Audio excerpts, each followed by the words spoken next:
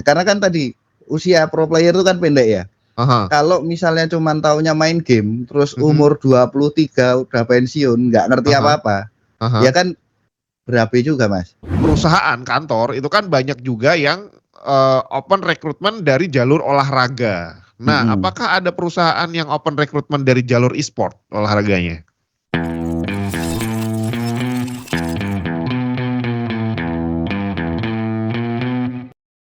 Hari ini menjadi gamer atau orang lebih bilang atlet e-sport kali ya, itu udah jadi impian banyak anak bre. Bahkan tidak sedikit anak-anak sekolah yang malas belajar, malas pergi ke sekolah, maunya main game terus dan waktu ditanyain sama orang tuanya, bilangnya mau jadi atlet e-sport.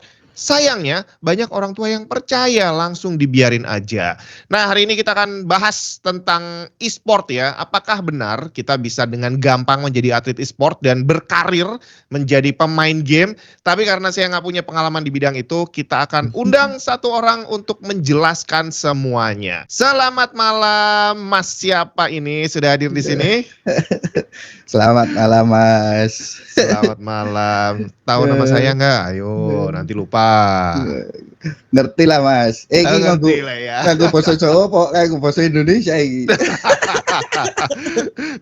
Oke, Pakai bahasa boleh Indonesia. diperkenalkan diri dulu ini. Mas siapa ini namanya ini? Oke, aku ya Beselia ya. Terus dan aku sekarang bekerja sebagai PR and communication di RRQ. RRQ Republik Heeh. Rakyat. Ya, Oh bukan ya? RRQ itu Rex Regum Keon. Rex Regium Keon. Rex Oke, Regum bisa Keon. diceritain mungkin banyak yang ada yang belum tahu nih. Rex Regium Keon itu apa tuh? Nah, Rex Regum Keon itu adalah organisasi atau perusahaan e-sport ya Mm-mm. terbesar di Asia Tenggara Terbesar di sekarang. Asia Tenggara. Ya, Asik. Berarti ini apa namanya juara-juara terus gitu ya? nggak cuman juara mas, tapi kan Tapi, kalau namanya organisasi dan perusahaan itu kan dari sisi Mhm, bisnis, dari sisi mhm. fans, popularitas. Oke, jadi bukan hanya eh semacam klub olahraga gitu bukan ya? mm-mm. Jadi Hmm. kan kalau kemarin ini baru e-sport chart itu ada perusahaan data analitik dari Ukraina kalau nggak salah ya. Pokoknya Mhm. dari global itu mereka merilis 10 tim e-sport yang paling banyak ditonton di 2024.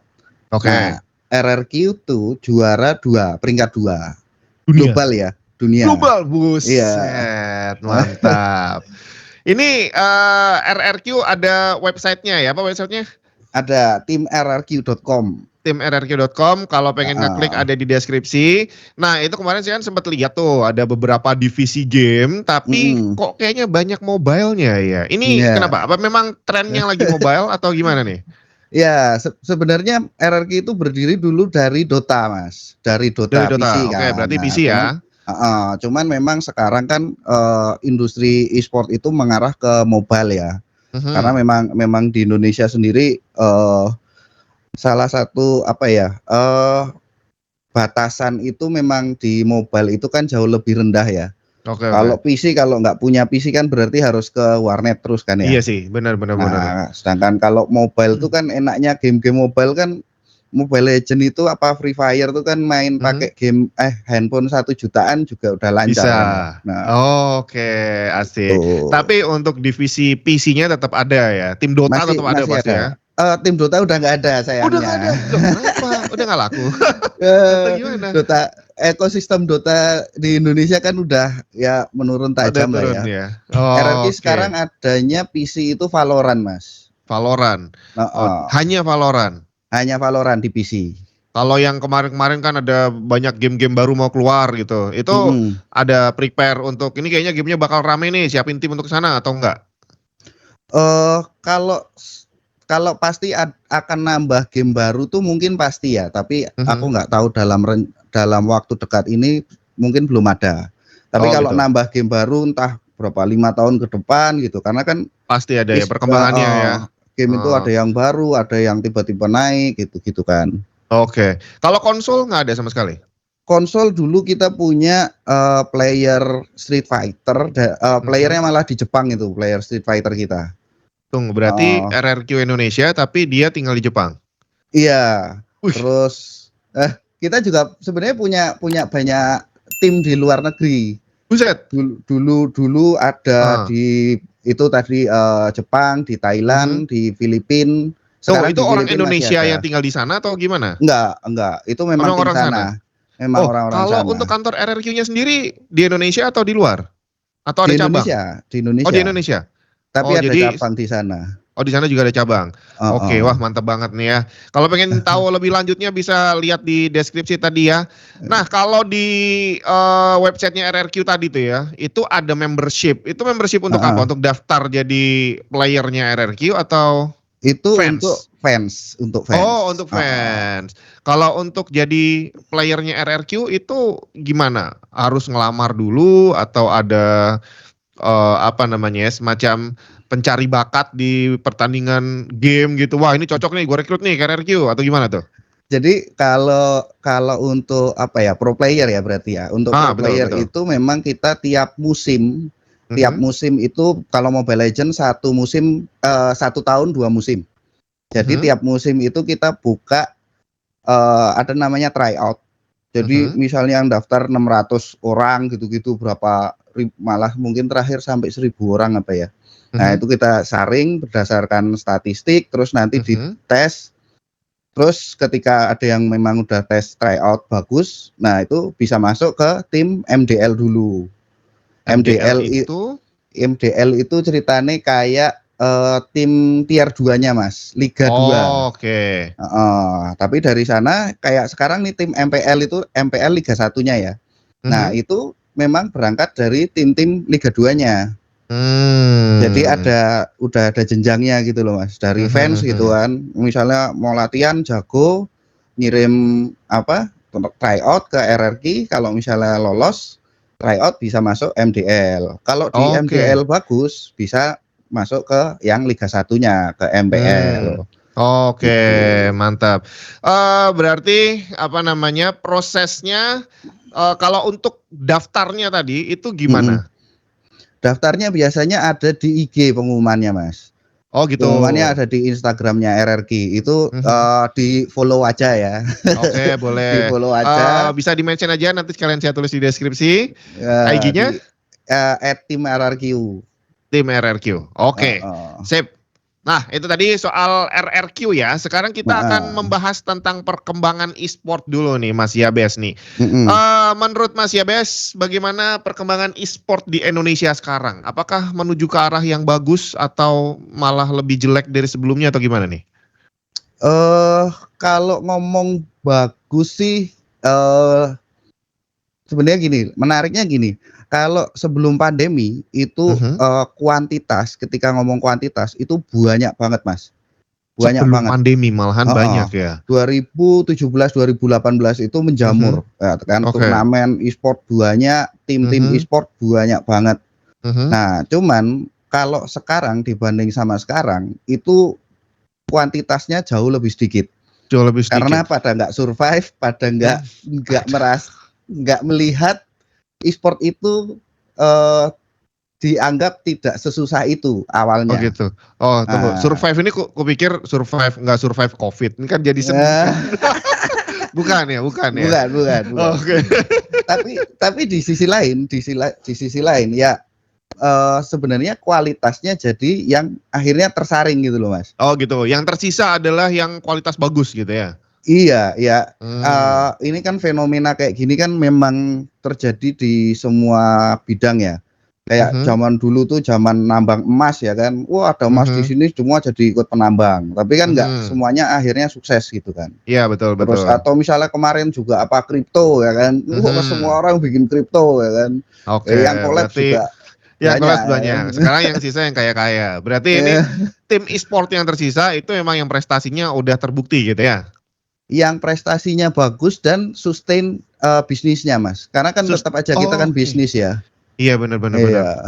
Iya. Tunggu, berarti kalau tadi dibilang kita balik ke RRQ dulu nih. Kalau RRQ Mhm. tadi dibilang terbesar di Asia Tenggara, Kalau di Indonesia sendiri itu tim yang semacam RRQ ini ada banyak nggak sih? Mouse mini dengan performance jauh melebihi ukurannya. Asus ROG Harp Ace Mini. Beratnya hanya 49 gram dengan desain semi-simetris yang sudah di-approve oleh para pro player. Dibekali 42.000 dpi ROG Aimpoint Pro Optical Sensor dan ROG Optical Micro Switch. Respon super cepat dengan Speed Nova Wireless Technology 8000 Hz polling rate bre. Triple connection dengan ROG Omni Receiver. 1 USB untuk banyak device. Selengkapnya cek link di bawah. Mungkin yang bisa dibilang itu yang ikut MPL kali ya, karena MPL itu bentuknya franchise, Mas. Oh gitu. Jadi harus membayar, mengeluarkan biaya investasi untuk masuk ke liga tersebut. Dan nggak cuman biaya investasinya, tapi juga dilihat dari perusahaannya, PT-nya, SIUP-nya, apakah karyawannya kayak gitu, apakah proper apa enggak.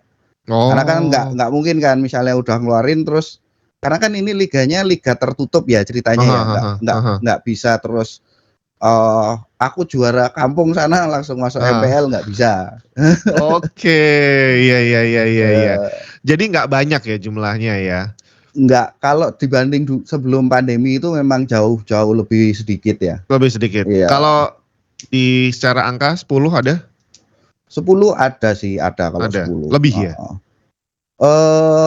Ya mungkin 10 itu yang beneran apa ya, proper lah ya. Yang bermakna proper 10 ya. Maksudnya proper dengan ada HRD-nya, ada finance, ada ya itu kayak perusahaan normal. Yang kayak gitu perusahaan lah. gitu ya. Oke, nanti kita akan sampai ke sana tentang 10 tim ini tadi.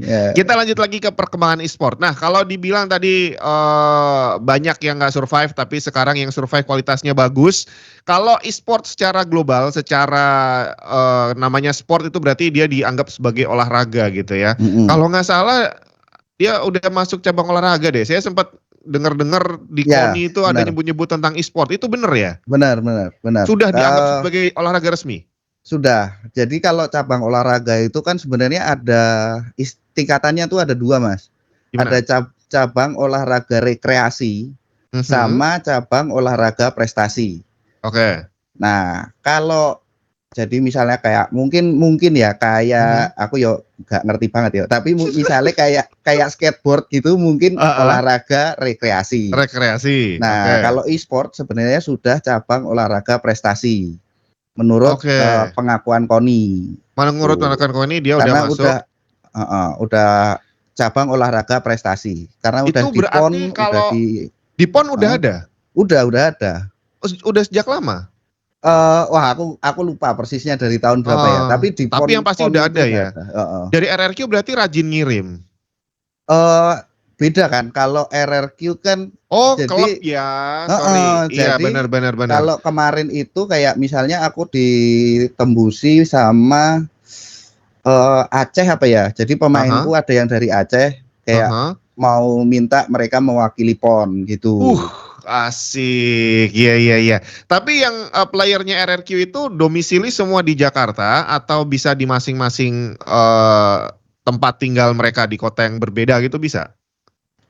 Mereka tinggal di Jakarta, Mas. Jadi semuanya tinggal di Jakarta. Kalau di e-sport tuh ada namanya kayak gaming house. Nah, tapi jadi mungkin kalau buat orang di luar e-sport taunya mes ya, kayak tinggal di mes gitu. Iya. Mereka memang harus latihan setiap hari kan. Setiap hari. Harus ketemu. Wih, mantap. Nah, kalau tadi dia sudah dianggap sebagai cabang olahraga resmi, apakah berarti dia juga sudah ada masuk sebagai kegiatan ekstrakurikuler di sekolah atau gimana tuh? Udah ada ya. Jadi kalau dari ini sebenarnya RRQ itu juga punya yang namanya divisi RRQ Mabar. RRQ Mabar itu sudah bekerja sama 2000 sekolah lebih di Indonesia. Jadi kita punya database sekolah-sekolahan. Itu terakhir ada 192 sekolah yang ada e-sportnya, Mas. Di Indonesia ya. Dan itu semakin bertambah ya. Iya. Karena kan kalau yang di sekolah-sekolah itu gamenya gimana? Apakah mereka mengikuti game yang tadi ada MPL-nya atau lu buset ini kenapa punya gua kok jadi ada balonnya? Oke, nggak jadi. Oke, saya ulang lagi pertanyaannya ya. Nah, kalau tadi dari data sekolah itu ada banyak, itu apakah bukan olahraga, cabang gamenya itu apakah sama seperti yang ada di RRQ lah misalkan? Atau masing-masing punya game sendiri-sendiri nih? Kalau yang di sekolah, setahu saya sih dikembalikan ke sekolahnya masing-masing. Jadi jadi misalnya bukan ditentukan ya? Bukan ditentukan. Jadi misalnya sekolahnya cuman mau ada Mobile Legend, ya udah cuman ada Mobile Legend. Atau misalnya punya Mobile Legend sama Free Fire, ya bisa punya 2. Ya kayak ekskul olahraga kan nggak semuanya ada badminton misalnya. Iya, betul. Oke, nah kalau misalkan tentang gamenya lagi nih ya, dari semua banyak game itu, apakah semuanya itu punya level yang setara? Maksudnya secara pertandingan apakah sama-sama ada banyaknya, terus kalau misalkan jadi juara, apakah juara Mobile Legend itu lebih apa ya, lebih prestisius dibandingin yang lain atau gimana tuh? Ini pertanyaan menarik banget ini. Dan faktanya enggak, Mas. Faktanya enggak. Memang semuanya ada. sama?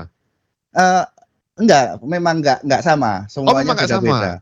Sampai gitu. hari ini yang mungkin paling di atas dari sisi popularitas lah ya, yang jelas. Itu pemain Mobile Legend. Wih, nomor 1 berarti ya. Pemain Mobile Legend. Terus ya mungkin yang lain-lain tuh boleh dibilang masih unda-undi lah ya, antara Free Fire, PUBG Mobile, Valorant itu mungkin masih bersaing lah. Tapi yang jelas di atas itu Mobile Legend. Ya sama lah kayak pemain bola gitu ya kan, dibanding sama pemain atlet renang gitu. Iya. Kalau bola itu kan paling populer gitu ya. Iya. Oke, berarti hampir sama seperti olahraga biasa. Nah, kalau soal tadi dia sampai PON memang udah ada. Tapi kalau untuk pertandingan kecil-kecilnya atau mungkin pertandingan yang mengarah kepada seleksi PON itu ada atau enggak? Atau asal ini orang juara udahlah gua ambil aja buat main PON atau gimana tuh? Kalau dari aku, kalau PON itu kurang ngerti ya, soalnya memang lebih baru. Tapi kalau yang aku tahu itu SEA Games sama Asian Games itu berubah-ubah, Mas. Berubah. Jadi memang kalau nggak salah misalnya pertama itu ada yang seleksi, tapi yang kesempatan berikutnya itu langsung ditunjuk. Jadi misalnya ini RRQ udah dominan banget, ya udah tunjuk aja. Tunjuk aja langsung ya. Tapi ada juga yang kapan misalnya beda tahun itu dibikin seleksi lagi gitu. Oke. Nah, berarti gimana nih kalau misalkan seleksi, karena tadi istilahnya liganya liga tertutup, berarti tidak banyak orang tahu juga bahwa itu ada. Nah, untuk orang-orang awam ini gimana caranya untuk dia bisa, seandainya ada PON terus pengen ikut seleksi nih, itu lewat mana? Kalau liga tertutup itu tadi maksudnya yang MPL, Mas. MPL-nya doang ya? Karena dan liga tertutup tuh maksudnya memang kayak ada, yaitu tadi harus membayar, harus mengeluarkan investasi. Tapi kalau yang lain nggak ada sih. Yang lain? Yang lain PON apa SEA Games gitu kayaknya enggak sih. Enggak terus gitu. Harus ini join di anaknya sana. Bapak ini gitu ya. Enggak. Gitu. Oke, tapi intinya adalah bahwa itu ada ya. Jadi kalau ini orang-orang yang memang pengen berlanjut menjadi pro player itu memang ya harus cari jalurnya ke sana gitu kali ya. Iya, ya kayak inilah, kayak misalnya sekarang pemain bola kan, kayak kamu mau jadi pemain bola kan berarti arahnya jelas kan, mau masuk Persija, apa mau masuk Persib gitu kan. Nggak bisa terus tiba-tiba aku mau jadi punya tim bola sendiri masuk Liga 1 kan nggak bisa kan. Betul. Nah, sekarang tentang tadi pertandingan dan akhirnya jadi juara. Nah, apakah juara e-sport sekarang, apapun levelnya ya, mau daerah, mau nasional, apakah sudah dianggap sebagai juara yang setara dengan olahraga lain? Maksudnya kalau misalkan mau masuk sekolah nih, daftar SMP, daftar SMA, itu kan ada jalur prestasi, kalau punya sertifikat juara badminton. Nah, apakah e-sport bisa dipakai untuk daftar sekolah? Kalau itu setauku tergantung sekolahnya. Jadi misalnya nih kemarin itu ada sekolah yang ini misalnya kan kalau turnamen e-sport kan banyak ya, ada yang prize pool 2 juta cuman online lah, nah itu nggak kepake. Oh itu nggak kepake, oke. Tapi kalau misalnya ini kamu membawa Indonesia kan ada ya setelah MPL itu kan Liga Nasional ceritanya, Liga di Indonesia itu pemenang dan runner up itu akan kejuaraan dunia. Gila. Nah kalau sampai menang itu dapat Mas. Dapat. Okay. Ada sekolah yang mengaku itu, tapi tergantung sekolahnya lagi ya. Tunggu, itu yang menang MPL-nya atau menang yang di internasionalnya? Yang menang internasionalnya. Waduh, aduh jauh banget. Ini yang kelas kelas antar sekolah mungkin dalam pertandingan pertandingan dalam kota, pertandingan dalam provinsi gitu. Ada nggak? Setauku belum ada ya kalau setauku ya. Tapi yang aku tahu ada ini di Jakarta SMA 1 PSKD. Itu punya beasiswa e-sport Mas. Jadi misalnya memang kan ngelamar masuk beasiswa gitu kan. Nah itu kalau misalnya dites sama pelatih sama kepala sekolahnya itu memang layak, itu gratis Mas sekolahnya full ya? Gratis. Wih gila, itu jangan-jangan nggak perlu jadi juara itu. Nggak perlu jadi juara ya? Nggak perlu jadi jangan-jangan juara. itu di sekolah itu ada pelajaran tentang bikin game juga tuh. Itu memang SMA 1 PSKD memang yang pertama kali punya e-sport di Indonesia. Oke. Iya. Cuma sayangnya tadi ya kalau secara general di Indonesia belum ya. Ya memang menurutku ya kebijakan masing-masing sekolah kan ya.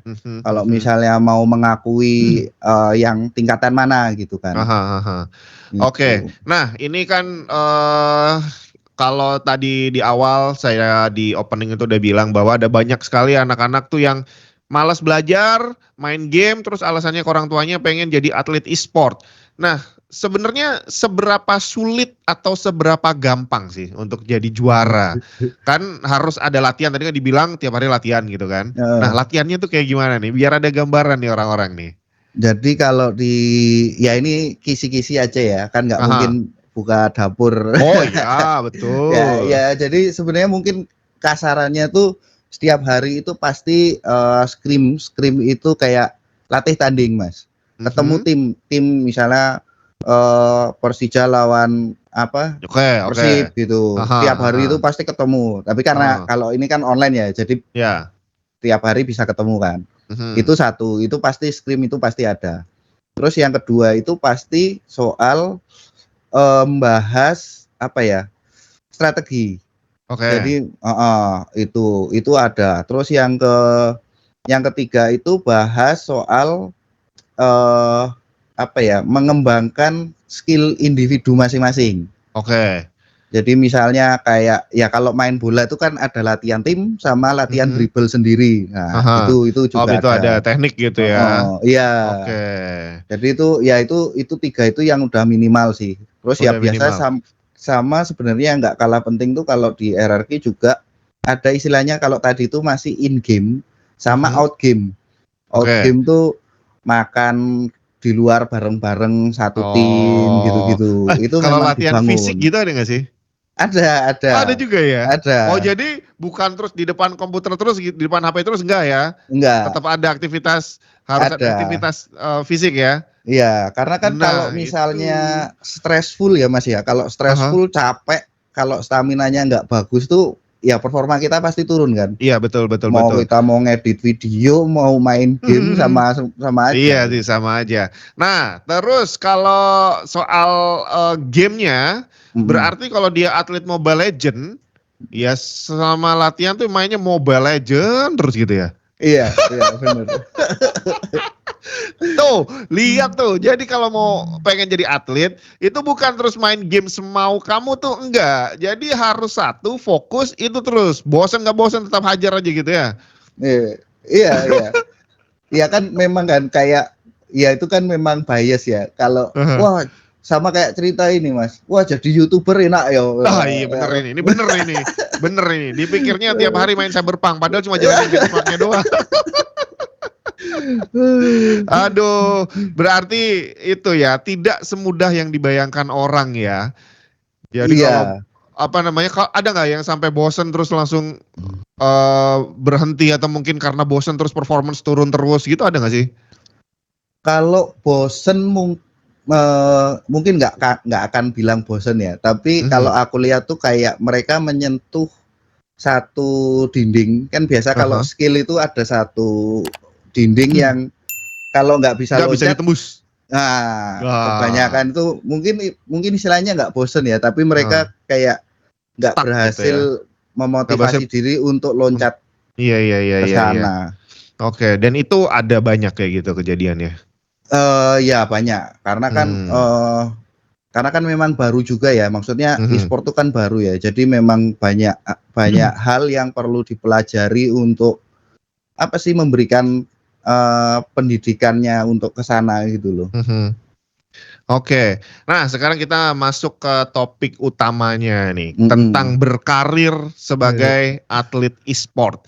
Kalau dengan segala macam tadi itu, effortnya luar biasa berat, tapi ternyata tadi nggak segampang itu untuk dijadikan senjata daftar sekolah. Nah, kalau secara prospek in general gimana? Apakah menjanjikan? Apakah Mas Yabes bisa merekomendasikan ke orang ya udah jadi atlet e-sport aja atau gimana tuh? Kalau aku ya sebenarnya sama kayak pekerjaan lain lah ya. YouTuber ya misalnya ya. YouTuber yang per video ratusan juta yo ada Mas. Ada. Ya kan, rate-nya ratusan juta. Iya, tapi ada yang jauh di bawah itu kan ya ada. Iya. Nah, yang tutup juga banyak ya. Bener, termasuk punya saya Mas. Apa YouTube-nya? Coba di-share aja, siapa tahu jadi rame kan habis ini. Yabes Elia. Yabes Elia, oke. Nggak update konten. Ya, nanti tak subscribe dulu aja lah. Nah, maksudku tapi kalau aku ya sebenarnya tantangan dari pro player e-sport itu adalah mereka harus, menurutku, sebelum mereka niat latihan, niat mengejar ke sana, harus punya backup, bukan backup ya, harus punya plan setelah jadi pro player itu mau ngapain. Oke. Nah, jadi misalnya ini cerita aja ya. Aku kenal Just No Limit, ngerti Mas? Ya, tahu. Nah, itu aku waktu MPL season 1 itu aku juga udah interview dia.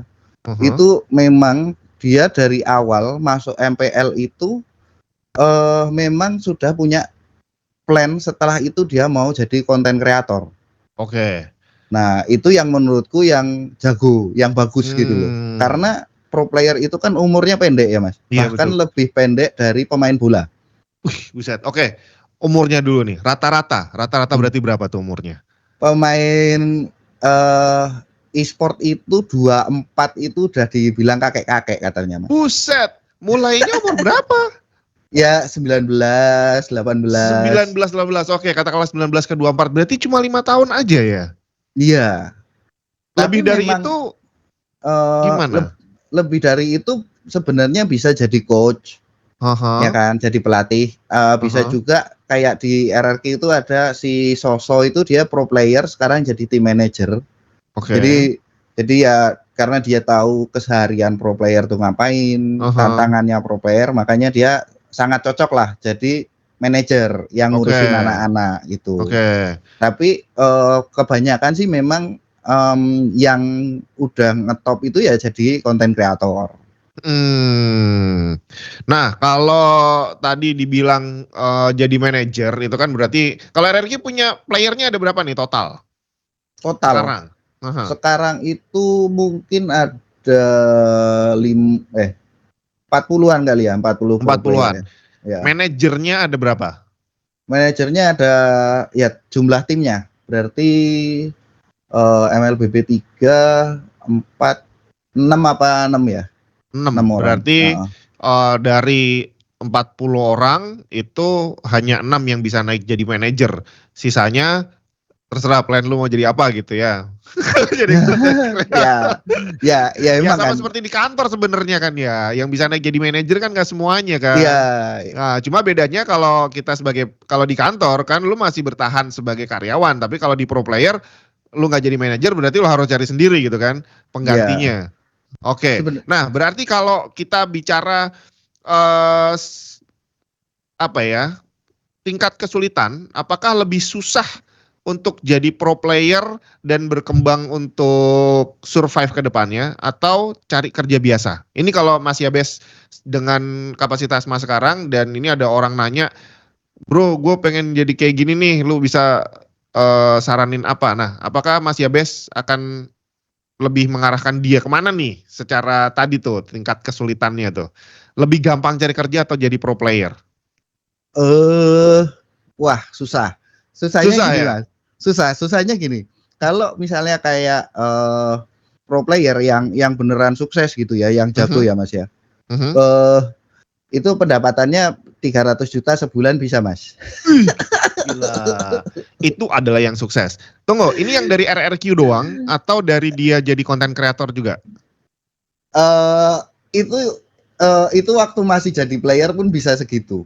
Oke. Karena kan dapat endorse, dapat dari ya kayak David Beckham kan pakai Oh sepatu iya iya aja iya bisa iya dapat iya. gitu kan. Hahaha. Nah, jadi yang susah gitu tadi, misalnya gini, kalau dibandingkan kerja kantoran ya Mas, di Indonesia berapa banyak orang yang gajinya 300 juta sebulan Mas? Nah itu dia, bener, nggak banyak sih ya.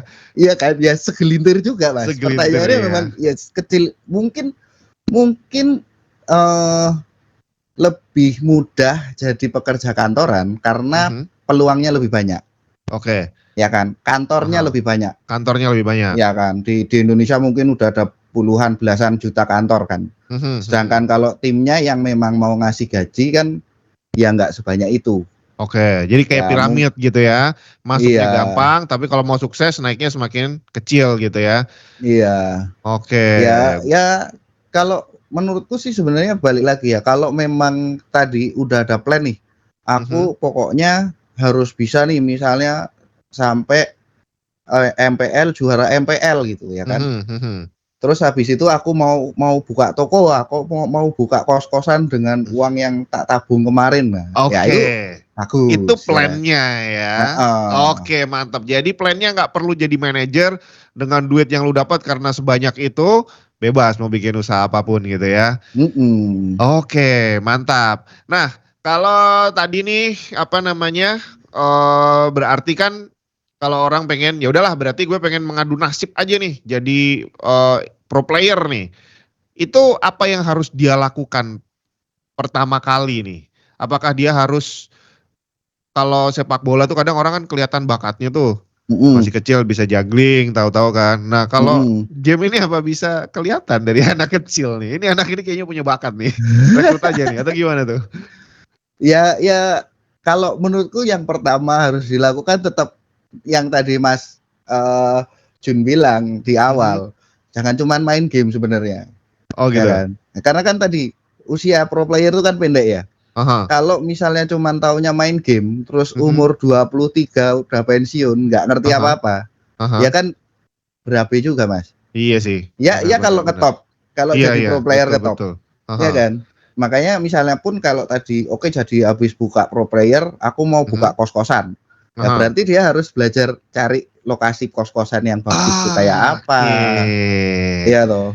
Iya betul. Jadi ini yang tantangan beratnya adalah untuk jadi pro player dia harus mulai di usia muda dan di usia itu juga dia harus bisa bikin plan ke depannya. Soalnya takut-takutnya umur 20 dapat duit segitu kan kalap tuh, Nah, ya kan? iya benar. Makanya itu salah satu kenapa menurutku ya penting banget harus punya plan. Karena ya aku juga ketika di umur 20-an itu nggak ngerti nabung, Mas. Oh. Ya, waktu udah tua umur nggak ada kepala yang ditabung. Ya. Ini yang susah ini. Nah, itu. Makanya kan sebenarnya plan itu bagusnya juga di situ. Aku Iya, mau iya. punya bisnis apa kayak ya kan bisnis warnet kayak bisnis kosan kayak atau mau jadi konten kreator kayak. Jadi makanya harus dicepake, harus disiapkan gitu betul. kan. Nah, kalau tadi bicara penghasilan 300 juta itu adalah yang top. Tapi dari 40 orang ya tadi yang di RRQ ya. Apakah semuanya penghasilannya segitu atau ada angka rata-ratanya nih? Nggak mungkin ya, nggak mungkin. Nggak mungkin sama semua kan? Nggak mungkin sama. Rata-ratanya berapa nih? Rata-rata ya, rata-rata Oh, kalau mau nyebutin angka nih? Gak usah ya?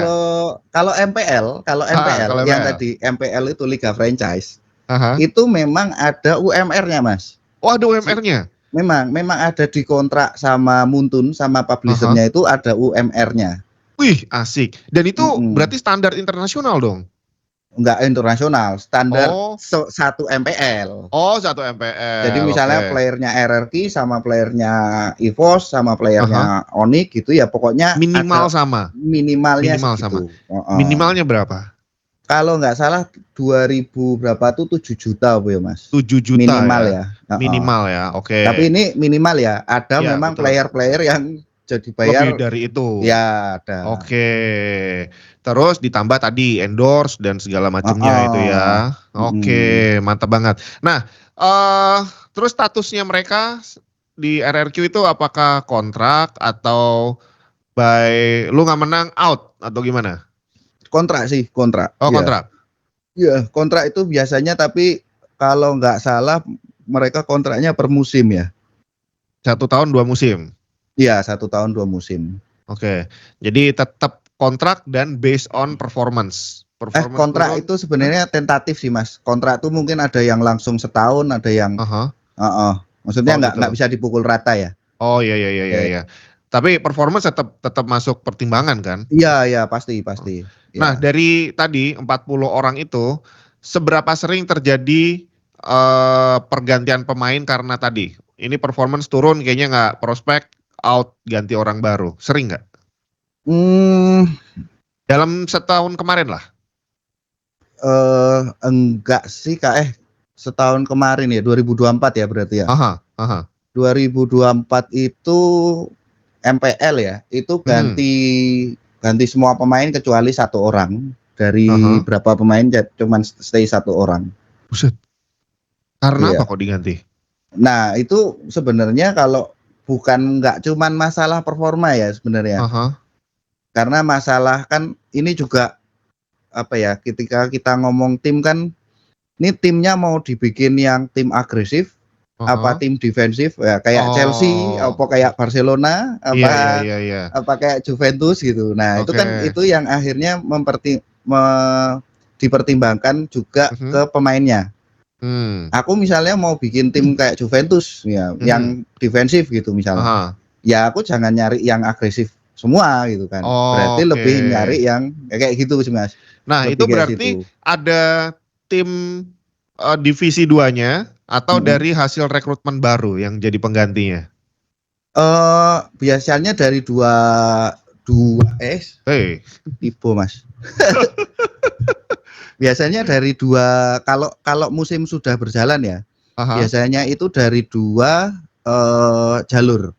Antara dari MDL naik, dari Liga 2 naik, atau dari tim lain, beli dari pemain dari tim lain. Itu juga biasanya kalau liganya masih berjalan ya. Oke. Wah, jadi ya agak serem juga ya. Itu pemain RRQ yang bertahan paling lama itu berapa tahun? Bertahan di situ sebagai player. Mungkin siapa ya? Lemon kali ya, kalau pernah dengar namanya. Karena dia dari season 1 tapi ya nggak main terus ya.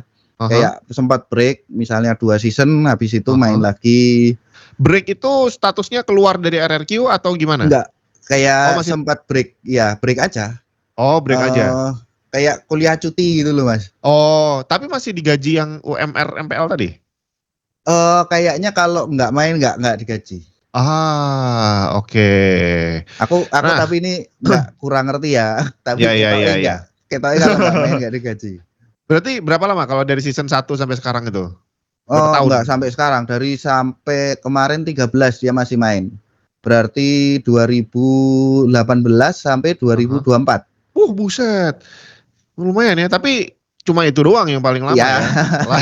Dia rekor di Indonesia, malah di dunia kayaknya. Pemain Mobile Legends paling lama. Naik jadi manajer atau jadi apa? Memang orangnya lebih suka main orangnya. Oh gitu ya. Lebih suka enjoy jadi pro playernya dia. Oke. Tadi saya sempat pengen nanya tuh, kalau di mes berarti tinggalnya keluarga gimana? Ternyata masih muda-muda jadi nggak punya keluarga ya. Iya. Cuma ada bujang semua ya. Oke, terus kalau misalkan kalau tadi kita ngebahas sekolah, nah perusahaan kantor itu kan banyak juga yang open rekrutmen dari jalur olahraga. Nah, apakah ada perusahaan yang open rekrutmen dari jalur e-sport olahraganya? Kayaknya nggak ada sayangnya. Sayangnya Aduh, belum belum ada. ada. Belum ada. Oke. Karena mungkin ada tapi jadinya kayak konten kreator itu, Mas. Karena Oh. kan kalau misalnya influencer apa konten kreator kan misalnya orangnya udah punya follower berapa 20 juta gitu kan. Ya udah dia pindah agensi lain ya gampang gitu kan. Oke, jadi apalagi itu tadi ya mungkin usia itu hubungannya sama refleks waktu main game gitu kali ya. Iya, katanya sih gitu ya. Katanya Tapi kayak gitu. kalau di luar sih memang udah ada riset-risetnya ya. Tapi kalau aku sih masih penasaran aja sih. Sebenarnya karena e-sport tuh masih sangat baru. Jadi sainsnya terus penelitiannya memang belum kayak banyak. olahraga gitu loh. Iya, Apakah memang umur 40 tuh nggak bisa jadi pro player lagi ya? Apakah benar? Nah, aku menurutku belum terjawab. Belum terjawab. Secara saintifik. Tapi kalau secara statistik nih ya, Ya. kayak RRQ sendiri itu kan berarti nggak ada kan playernya yang umurnya lebih dari nggak ada. Seandainya ada yang performance-nya bagus banget, apakah akan tetap dipertahankan? Menurutku Misalnya sih dia nggak iya. turun, Menurutku sih iya, karena kalau di luar ya ada tim LOL itu T1. T1 itu kalau tadi RRQ juara dunia juara 2 yang ditonton paling banyak, T1 itu juara satunya. Tim yang paling banyak ditonton. Yang paling banyak ditonton, oke. Itu ada yang namanya Faker. Itu yang boleh dibilang pemain e-sport terbaik sepanjang masa. Itu juara dunianya berkali-kali, Mas. Dan gamenya banyak, ganti-ganti dia? Enggak, gamenya satu. Tapi juara dunianya wakai banget, Mas. Dan itu dari dia muda sampai dia sudah dalam tanda kutip senior. Ya itu masih dipertahankan. Aku nggak hafal nek. Faker 30-an kali ya. 28. Oh, 28. Oke. Itu udah jarang banget, Mas. Ini 28 tuh udah jarang banget. Udah jarang banget, tapi dia sampai hari ini masih jago mainnya ya. Ya, terakhir dia juara dunia 2024 ya. Buset. Iya, tapi beruntung juga mungkin kalau gamenya bisa bertahan lama ya. Ntar takutnya kita udah terlanjur fokus main satu game yang awalnya rame, ternyata baru 2 tahun gamenya bubar gitu kan. Nah, itu juga salah satu challenge kali ya. Kalau olahraga kan mau zaman kakek kita sampai cucunya kita masih ada ya masih kan? ada olahraganya. Sepak bola masih ada. Cuman kalau Mobile Legends belum tahu, kita nggak tahu ya kan 20 tahun lagi gitu nggak tahu apakah masih ada apa enggak gitu kan. Yang tanya Dota aja udah sampai nggak ada lagi tuh di RRQ kan. Siapa yang nyangka kan? Nah, makanya kan tadi menurutku justru malah paling penting adalah plan setelah jadi pro playernya. Plan setelah jadi pro player. Jadi masalah usia tadi ternyata bukan hanya berhubungan dengan fisik kita yang mungkin secara refleks nggak bagus lagi, tapi mungkin secara gamenya juga usianya nggak terlalu panjang gitu kali ya. Jadi kalau misalkan kita udah terlanjur nyemplung nih main Mobile Legends sekarang, kan udah lama tuh Mobile Legends. Belum tentu dalam waktu 4 tahun ke depan Mobile Legends bakal jadi game paling rame juga kan. Bisa jadi digantikan dan akhirnya skill kita jadi nggak ada gunanya gitu. Karena bisanya main Mobile Legends doang kan. Ya sebenarnya makanya itu juga sebenarnya ada concern juga aku kalau ngobrol sama beberapa sekolah lah ya. Itu yang gimana caranya kita memberikan pelatihan yang nggak terlalu spesifik ke game tertentu. Jadi misalnya kalau Valorant itu kan first person shooter ya kan. Nah, gimana pelatihannya tuh FPS aja. FPS bisa dipakai di FPS lain. Yang lain. Oke, betul juga sih. Nah, berarti sekarang kalau misalkan dengan tadi usia playernya nggak panjang, usia gamenya juga belum tentu panjang. Kira-kira usia berapa yang bisa disarankan Mas Yabes untuk orang start dan start untuk berusaha jadi pro player, dan kapan dia harus berhenti berusaha kalau sekiranya hasilnya nggak kelihatan? Ayo. Wah, ini angel ini. Kapan dia harus mulai berusaha ya? Ya, Kalau kapan harus menurutku mulai berusaha? kapannya sebenarnya menurutku itu tergantung orang tua masing-masing. Oke. Ya, karena kalau aku sangat percaya bahwa anak-anak itu tanggung jawabnya di orang tuanya. Oke. Ya, dia mau main dari kelas 1 SD, kalau orang tuanya Boleh. ngasih, monggo, ya kan? Kalau mau jadi pro player, orang tuanya kasih, nggak ada Jadi, yang larang. startnya nggak ada batasnya ya? Ya, kalau Oke. startnya menurutku tergantung si orang tuanya dan ya mungkin anaknya ya, apakah dia bisa meyakinkan orang tuanya atau enggak. Ya kan? Karena beberapa teman-teman pro player tuh ada juga yang gini, Mas. Nilai kamu harus minimal rata-rata 8, baru kamu boleh ikut pro player.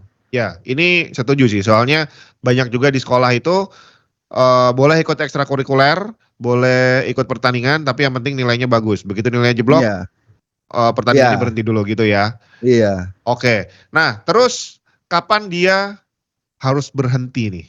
Seandainya ikut pertandingan ini kalah, apakah harus berusaha lagi atau udahlah berhenti aja, umur lu udah 21 misalkan. Percuma, lu menjadi juara juga nanti sisa 1 tahun doang nih misalkan. Umur berapa nih idealnya untuk dia menyerah? Berapa ya? Ya, ini kalau kita ngelihat kondisi sekarang ya. Aha. Kalau ngelihat kondisi sekarang mungkin 22 gitu kali. Kalau 22 itu sudah maksudnya juara. Belum sampai, bukan belum juara ya. Ya belum juara bisa sih, patokannya juara atau kalau di Mobile Legends itu kan ada ranknya ya.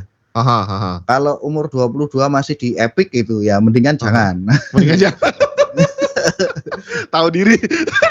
Ini tapi kita ngelihat kondisi sekarang ya. Kalau misalnya siapa tahu misalnya ternyata 3 tahun kemudian ternyata pro player yang 28 itu banyak. Nah, berarti kita bisa mundurin lagi nih batas maksimalnya ya kan. Iya. Kalau sekarang kan batas maksimalnya kayak 24 itu sudah udah biasanya udah ke bangku cadangan. Ya, berarti kan kalau 22 belum sampai ini kan kayak 2 tahun ngejar kan kayak terlalu tinggal dikit waktunya. Iya, nggak mungkin jadi terkenal banget ya. Iya, tapi menurutku tadi harus ngikutin apa ya namanya, ngikutin scene-nya juga sih, kayak pro player tuh rata-rata sekarang umur berapa. Oke. Ya kan. Kalau tadi kan startnya nggak ada batasnya. Kalau kita olahraga kan bisa aja nih orang tua manggil personal trainer buat anaknya, ya kan. Nah kalau e-sport ada nggak tuh personal trainer kayak gitu? Dipanggil ke rumah ngajarin anak saya main Mobile Legends, Mas gitu. Kalau di luar ada kayaknya, ada Fiverr. Ngerti Fiverr toh? Oh iya, Fiverr. Nah, itu ada segala macam ada kalau di sana. Kalau di Indonesia setahu saya belum ada. Oh, belum ada. Mungkin Gojek bisa bikin nih. Oke, belum ada. Jadi mantan-mantan pro player juga nggak ada yang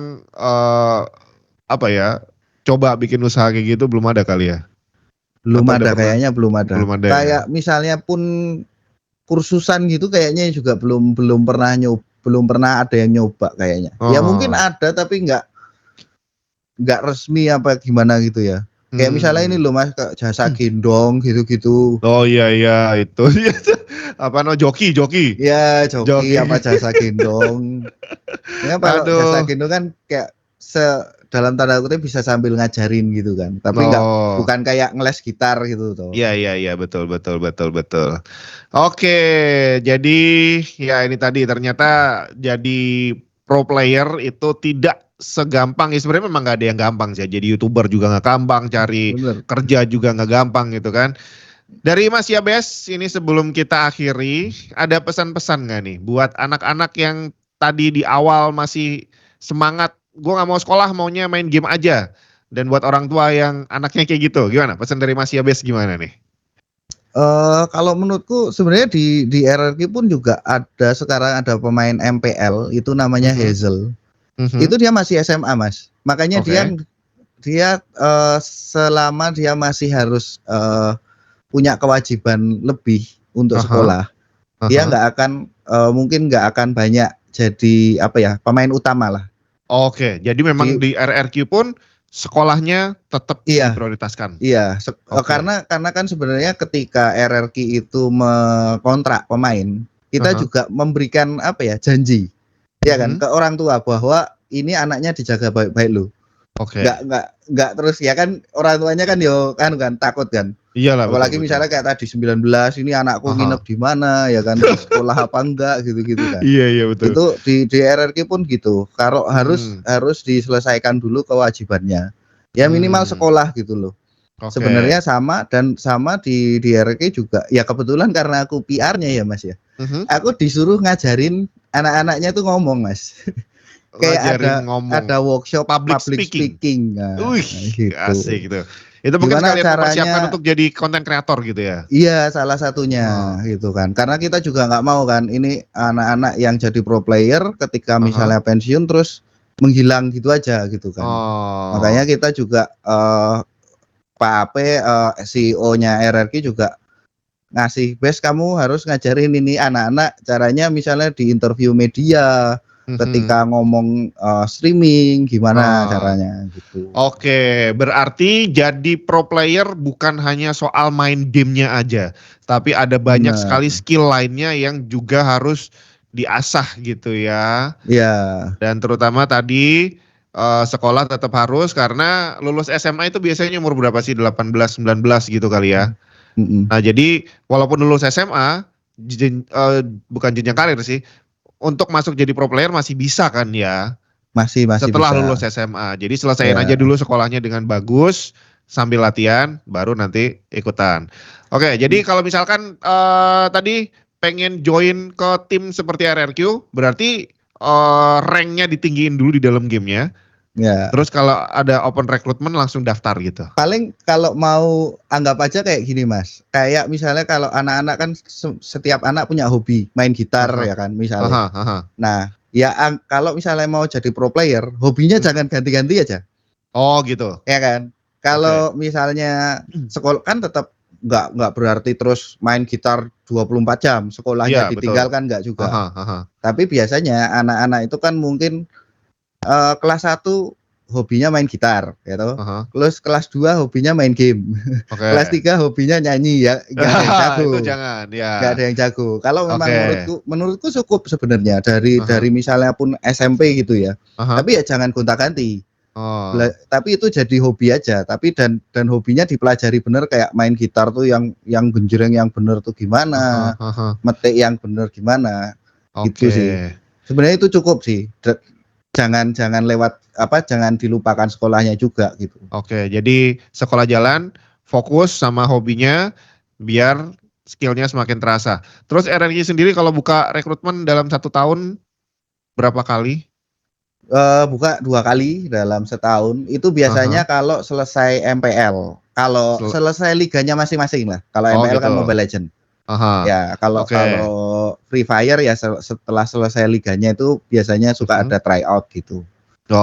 Itu ada batasan nggak? Kalau tadi kan, kalau saya kan nggak ngerti rank-ranknya itu. Yang mau daftar minimal ranknya apa gitu? Ada. Oh ada. Minimal ada. Aku tapi nggak hafal karena kan banyak ya. Karena maksudnya ada berapa game gitu kan. Aku nggak hafal setiap game tuh batasannya apa. Tapi nanti di situ waktu open recruitment ada persyaratannya gitu kan ya? Ada. Iya. Terus dalam 1 tahun tadi 2 kali rekrutmen, biasanya yang ditarik, yang berhasil direkrut berapa orang? Itu tentatif ya, karena kan. Nggak pasti ya? Nggak pasti, karena kan misalnya pertimbangannya apakah ini kalau misalnya satu angkatan kan ya hoki-hokian ya. Kalau misalnya pas jago semua ya mungkin bisa ambil satu tim 5-6 orang dari tryout semua ya pernah. Tapi kalau misalnya pas nggak ada atau misalnya pas plannya sama coachnya itu beda, nah mungkin ambil 4 pemain baru, 1 pemain senior. Misalnya, Bisa. Ya, Terima kasih banyak nih Mas Yabes udah sharing. Ini ternyata ada banyak sekali hal-hal yang ya saya sendiri juga baru tahu kalau ternyata dunia dalam pro gamer tuh seperti itu. Terima kasih banyak udah meluangkan waktu nih Mas Yabes. Nanti kapan-kapan kita lanjut ngobrol lagi kali ya. Kalau bisa banyak kita Mas ketemu langsung yang aja bisa kali ya. Wah iya bener. Iya, ditunggu Mas. betul sekali. Oke, terima kasih banyak. Kita ketemu lagi kapan-kapan. Semoga video ini bermanfaat. Kita ketemu lagi di video yang lain. Dadah.